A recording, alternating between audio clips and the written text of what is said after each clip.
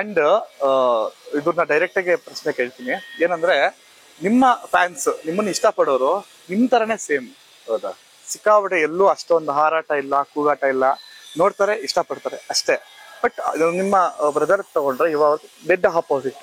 So ಫ್ಯಾನ್ಸ್ಗಳು ಅವ್ರದ್ದು ಜೈಕಾರಗಳು ಜಾಸ್ತಿ, ನೀವು ನಿಮ್ಮನ್ನ ನೋಡಿ ಇಷ್ಟಪಟ್ಟು ಗೆಲ್ಲಿಸ್ತಾರೆ, ಅವ್ರನ್ನ ಸ್ವಲ್ಪ ಜಾಸ್ತಿ ಇದ್ ಮಾಡಿ ಗೆಲ್ಲಿಸ್ತಾರೆ. ಈ ಒಂದು ಡಿಫ್ರೆನ್ಶಿಯೇಟ್ ಬಗ್ಗೆ ನೀವು ಏನ್ ಹೇಳ್ತೀರಾ ಅಂತ, ನಿಮ್ಗೆ ಏನ್ ಅನ್ಸುತ್ತೆ ಮೈಂಡ್ ಅಲ್ಲಿ ಅಂತ? ಅದು ಒಬ್ಬೊಬ್ರದ್ದು ವೇ ಆಫ್ ಲೈಫ್.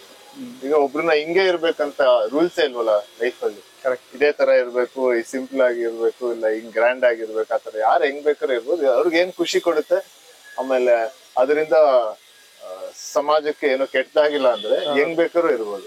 ಸೊ ಎಲ್ಲರದು ಒಂದೊಂದು ವೇ ಆಫ್ ಲೈಫ್. ನಂಗೆ ಹಿಂಗಿರಕ್ ಇಷ್ಟ, ಅವ್ನ್ಗೆ ಹಂಗಿರಕ್ ಇಷ್ಟ. ಹೌದು.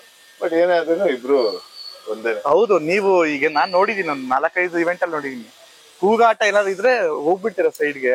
ಸೊ ಅಷ್ಟೊಂದು ನಿಮ್ ಮಿಂಗಲ್ ಆಗಲ್ಲ, ನಿಮ್ ನೇಚರೇ ಹಾಗ. ಮಿಂಗಿಲ್ಲ ಎಲ್ಲ. ನನ್ನ ಫ್ಯಾನ್ಸ್ ಜೊತೆ ಎಲ್ಲರ ಜೊತೆನೂ ಮಿಂಗಿಲ್ಲ. ಆತರ ಅಲ್ಲ, ಈಗ ಫ್ಯಾನ್ಸ್ಗಳು ಜೈಕಾರ ಹಾಕೋದನ್ನ ಬೇಡ ಅಂತ ಅವಾಯ್ಡ್ ಮಾಡ್ತೀವಿ. ಸ್ವಲ್ಪ ನಿಮ್ಗೆ ಸ್ವಲ್ಪ ಅದು ನೇಚರ್ ಹಾಗೆ ನಾನ್ ನೋಡಿದ್ದೀನಿ. ಅದಕ್ಕೆ ಸ್ವಲ್ಪ ಶಾಂತಿ ತುಂಬಾ ಇಷ್ಟ. ಶಾಂತಿ ತುಂಬಾ ಇಷ್ಟ. ಓಕೆ. ಬಟ್ ಏನೇ ಆದ್ರೇನು ಆ ಜೈಕಾರಗಳು ಯಾವಾಗ್ಲೂ ನಮ್ಗೆ ಅದೊಂಥರ ಎಂಕರೇಜ್ಮೆಂಟ್, ಬ್ಲೆಸ್ಸಿಂಗ್, ಎಂಕರೇಜ್ಮೆಂಟ್. ಅದು ಯಾವಾಗ್ಲೂ ಅದು ಪಾಸಿಟಿವ್. ಓಕೆ. ಅದರಿಂದ ನೆಗೆಟಿವ್ ಅಂತೂ ಆಗೋದೇ ಇಲ್ಲ. ಅಂದ್ರೆ ಯಾವಾಗ್ಲೂ ಅದು ಪಾಸಿಟಿವ್. ಯಾಕಂದ್ರೆ